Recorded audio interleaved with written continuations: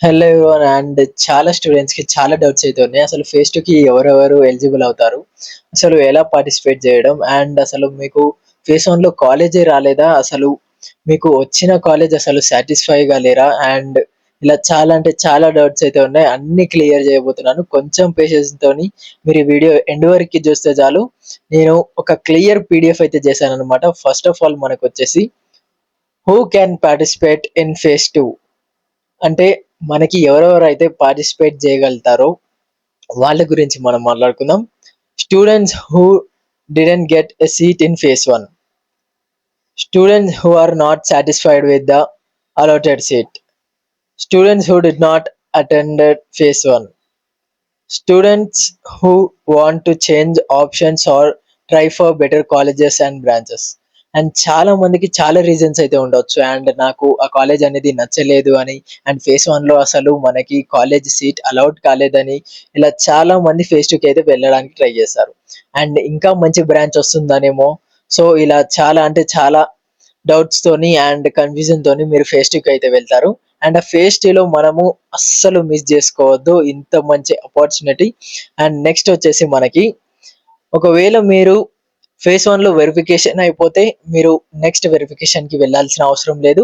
ఎవరైతే phase 1 miss అయ్యి phase 2కే ఫ్రెష్‌గా వస్తున్నారు అనంటే వాళ్ళు సర్టిఫికేట్ వెరిఫికేషన్స్‌కి అయితే వెళ్ళాలనమాట. New candidates needed. ఎవరెవరైతే కొత్త వాళ్ళు ఉంటారో ఫేజ్ 2కి వాళ్ళకి ఈ డాక్యుమెంట్స్ అన్నీ ఉండాలనమాట.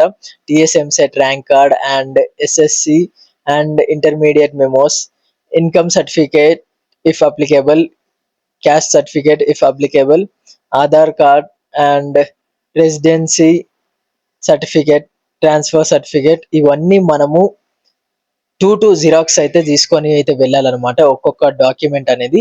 అండ్ నెక్స్ట్ వచ్చేసి ఫేజ్ 2 షెడ్యూల్ ఎలా ఉండొచ్చు అండ్ ఎప్పటి నుంచి ఉంది?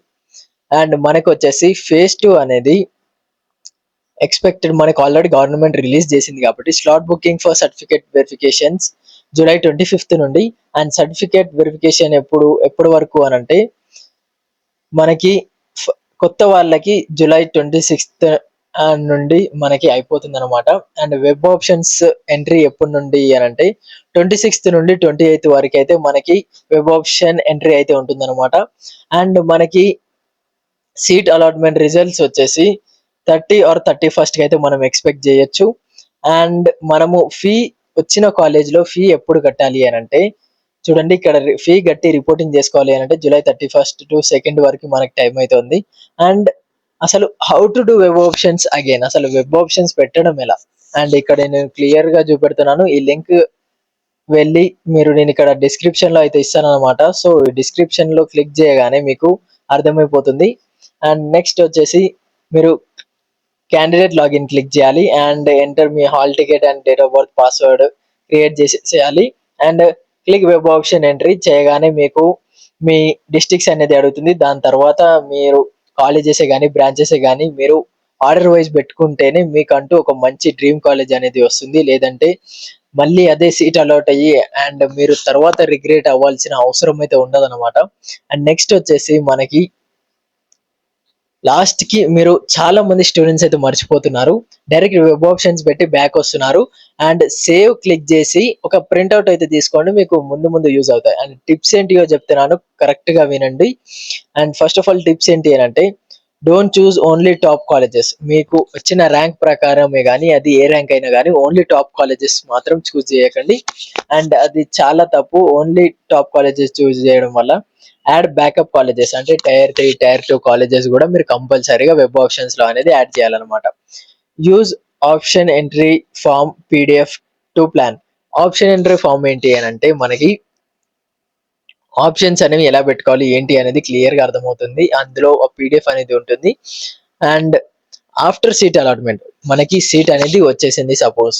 మనకి నచ్చింది కాలేజ్ అండ్ మనం ఏం చేయాలి? ఫిఫ్త్ స్టెప్ వచ్చేసి మనము click result from login and download allotment letter and fee channel and pay fee online if not applicable already, if not paid already.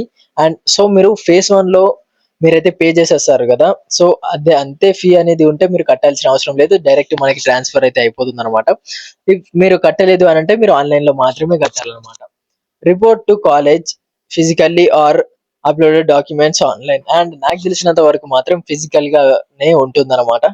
And next వచ్చేసి ఇంపార్టెంట్ నోట్, మీరు చాలా అంటే చాలా జాగ్రత్తగా గుర్తుపెట్టుకోవాల్సింది ఇది అన్నమాట. First of all, if you don't get a seat again in phase 2, you can wait for final phase or spot round. మనకి స్పాట్ రౌండ్ గురించి నేను సెపరేట్‌గా వీడియో అయితే చేశానన్నమాట. అండ్ ఫైనల్ ఫేజ్‌లో ఏంటి, అసలు ఎలా జాగ్రత్తగా ఉండాలి అనేది క్లియర్‌గా చెప్పబోతున్నాను. If you are happy with phase 1 seat, don't enter any options again. So, మీకు వచ్చిన కాలేజ్ ఫేజ్ 1లో మీరు హ్యాపీగా ఉంటే అదే సీట్‌తోని మీకు ఇది అనేది అవసరం లేదు. ఫేజ్ 2లో వెబ్ ఆప్షన్స్ పెట్టడం. Else your older seat will be last. So, మీరు ఫేజ్ 2లో ఎంట్రీ ఇచ్చి ఫేజ్ 1లో అసలు మీరు ఫీ పే చేయకపోతే మనకి ఫేజ్ 1లో కాలేజ్ అనేది వెళ్ళిపోతుందన్నమాట. తర్వాత రిగ్రెట్ అయ్యే లాభం అస్సలే లేదు. And internal sliding only happens after reporting to the allotted college. Internal sliding అంటే నేను ఒక క్లియర్ వీడియో చేశాను. సో, ఆ క్లియర్ వీడియో చూస్తే ఇంటర్నల్ స్లైడింగ్ అంటే ఏంటి అదంతా మీకు క్లియర్ ఒక ఐడియా అనేది వస్తుందన్నమాట. అండ్ ఎక్కడ చెక్ చేసుకోవాలి, ఎక్కడ ప్రాసెస్ ఏంది అనేది ఈ అఫీషియల్ వెబ్‌సైట్ అయితే మీకు ఇక్కడ చూపెడుతున్నా చూడండి. ఈ అఫీషియల్ వెబ్‌సైట్ లింక్ నేను డిస్క్రిప్షన్‌లో ఇస్తాను. మీరు జస్ట్ చేయాల్సింది వెబ్‌సైట్‌కి వెళ్లి మీ డీటెయిల్స్ అనేవి టైప్ చేస్తే చాలు, మీకు అన్నీ క్లియర్‌గా అర్థమవుతాయన్నమాట. And thank you so much ఇంతవరకు చూసినందుకు. అండ్ ఇంకేమైనా డౌట్స్ ఉంటే మీరు హ్యాపీగా కామెంట్ బాక్స్‌లో కామెంట్ చేయొచ్చు. అండ్ సబ్స్క్రైబ్ చేసేసుకొని లైక్ చేస్తే చాలు, నాకు చాలా సపోర్టివ్‌గా ఉంటుంది. నెక్స్ట్ వీడియోలో కలుసుకుందాం. By by.